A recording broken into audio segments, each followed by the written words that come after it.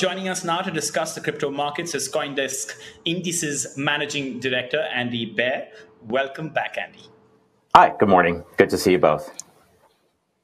Good morning to you too. Now, August is coming to a close, my favorite month, but with the Labor Day holiday around the corner, so is the traditional end of summer. Let's just look back at the listless summer of 2023, apart from one perhaps grayscale development that was more colorful than the name sounds. Just take us through what's happened. Sure, and I'll start with the sort of U.S. definition of summer. Forgive the localization. So we think about summer beginning at the Memorial Day weekend and ending at the weekend that's coming up. The rest of the world can use the Formula One Monaco Grand Prix on May 28th as sort of a starting point. And as we know, the biggest theme was that it was a completely listless and directionless crypto market most of the summer. And prices haven't made much progress either. Bitcoin was trading around 27,000 and change on Memorial Day weekend, and it's trading 27,000 and change right now. Ether had a similar summer, although it lost about $100 since the beginning of summer. By the way, Ether was also trading around here a week or two before the merge. So in terms of just kind of price progress and excitement, it's just been lacking. So the lack of news has become the news. Even the CoinDesk Market Index, which tracks over 180 tokens, look at it between the end of May and now, and it's within 1% of itself. So we're struggling to find something to water ski behind right now, but the boat's not moving too fast. Why did Bitcoin and Ether trade similarly this summer, do you think? What's the data saying there? The data is saying, I think, you have the macro drivers for Bitcoin in particular. And we like to think of that being closely related to real interest rates and opportunity cost. And that's kind of been a summer where Fed watching and macro watching has led to some uncertainty about the future. Ether, I think it's been a similar correlation story, but it's also been a story about how much the network has been used, and we can talk about that in a little bit. But for both markets, liquidity and volumes and volatility have been low, and that's a market that nobody likes, right? Because it becomes fragile. If you look at the sort of mini flash crash that happened earlier in August. Markets tend to move fast when there's no support underneath. So I think both markets were characterized mostly by just a lack of energy, lack of liquidity, and lack of momentum. Just looking at Ethereum staking deals can also provide like a high-level measure of market activity. And we're going to look at that. Can you just take us through that?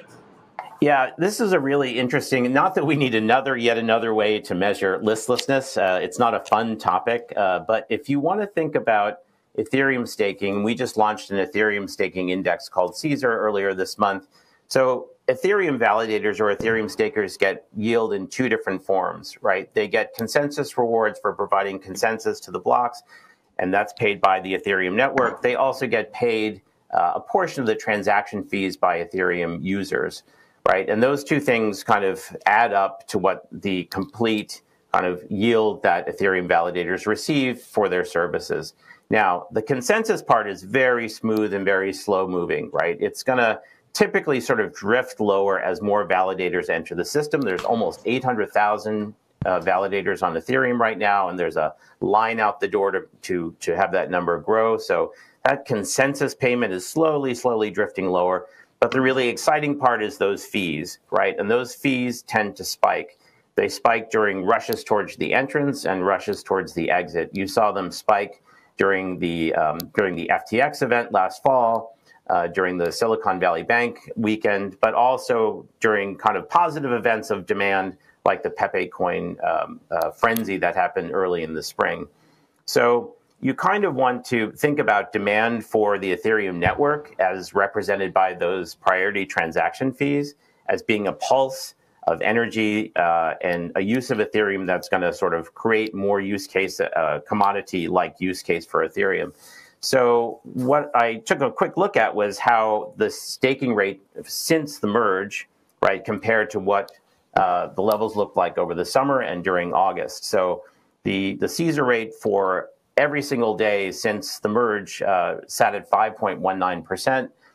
During the summer, it was only 4.35%, and during August, it was only 4.14%. Now, some of that was due to the fact that the consensus payments, as I said before, have sort of drifted lower because more validators are entering the network, providing more and more security. But the real change has been those transaction fees, those lack of spikes that you see earlier in the history of the rate. So since the merge, 1.62% has been the average priority transaction fee layer inside this rate. In the summer, it was only 1.26%.